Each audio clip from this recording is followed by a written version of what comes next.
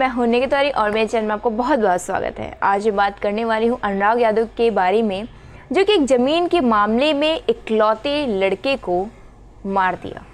उनके ही पड़ोसी ने, ये लड़का जिसका नाम अनुराग यादव है और उनके बगल में ही पड़ोसी हैं जो कि वो भी यादव थे, रमेश यादव, राजेश यादव, जो कि एक भाई दरोगा था और उनके जो पिता हैं लालता यादव, वो भी एक दरोगा रह चुके हैं और रिटायरमेंट होने के बाद उनका एक बेटा दरोगा में होता है।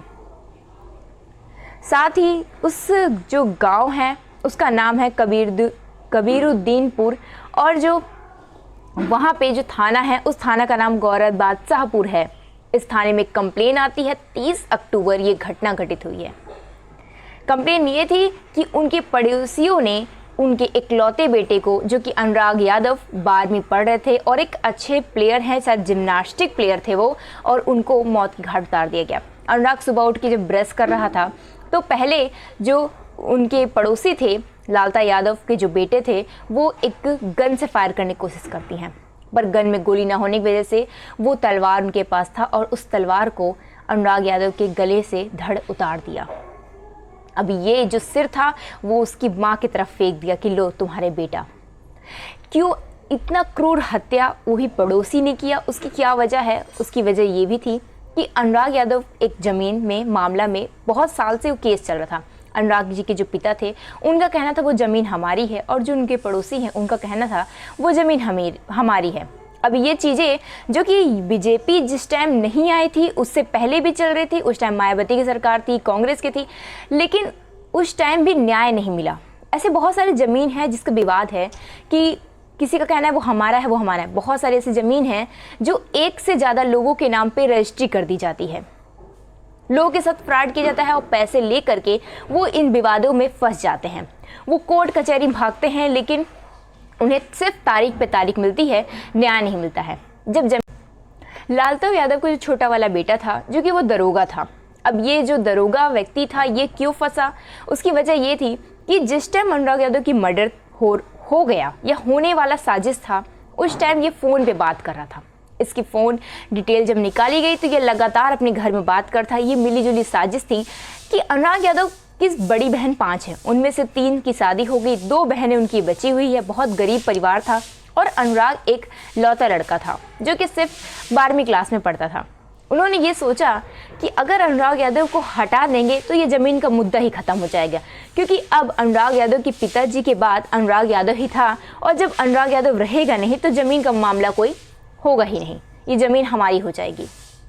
ऐसे बहुत सारे केसेस हैं जो कि ये तो पड़ोसी की बात है, लेकिन कुछ कुछ ऐसे केसेस हैं कि भाई भाई एक दूसरे का कत्ल कर देते हैं सिर्फ ज़मीन के लिए, या भतीज कत्ल कर देता है अपने चाचा मामा सबका। अब यहाँ पे 30 अक्टूबर को ये घटना जब हुई है, दिल दहल गई थी, क्योंकि जब अनुराग यादव की माँ अपने बेटे का सिर पकड़ करके चीख चीख कर रो रही थी। गांव के लोग बताते हैं कि अनुराग यादव बचने की कोशिश किया था कि वो मार ना पाए, लेकिन अफसोस वो नहीं बच पाया और उसका गले से सिर जो था धड़ से अलग कर दिया गया। अब यहाँ पे न्याय की गुहार लगाई जा रही थी। अब लोगों का कहना ये भी है कि प्रधानमंत्री क्यों नहीं कहते हैं। प्रधानमंत्री बड़े बड़े मुद्दों में बात करेंगे, लेकिन जो हमारे सीएम योगी आदित्यनाथ जी हैं इनका भी कहना है बुलडोजर चलाने को लेकर के, लेकिन सुप्रीम कोर्ट ने ये अनुराग यादव के केस के पहले ही बुलडोजर पर रोक लगा दी थी। उनका कहना ये भी था कि योगी आदित्यनाथ जो बुलडोजर चलवा देते हैं वो न्याय नहीं है। सजा तो गुनहगार को मिलेगी, पर अगर किसी घर का एक व्यक्ति जो कि जुर्म करता है और बाकी व्यक्ति क्यों उस जुर्म को भुगतें? हर किसी का सपना होता है कि घर हमारा हो, अपना खुद की ज़मीन पे हमारा घर हो, लेकिन सुप्रीम कोर्ट ने यह भी कहा था कि अगर घर आपका सरकारी ज़मीन पे होगा तो उसे गिरा दिया जाएगा बिना कोई मुआवजा दिए, क्योंकि ये तो आपकी गलती है, पता होने के बावजूद आपने उस पर बनाई। जो अनुराग यादव का कत्ल किया गया था, लालता यादव का परिवार जो था, उसकी ज़मीन भी सरकार के ही ज़मीन पे है, बनी हुई है जो घर उसका।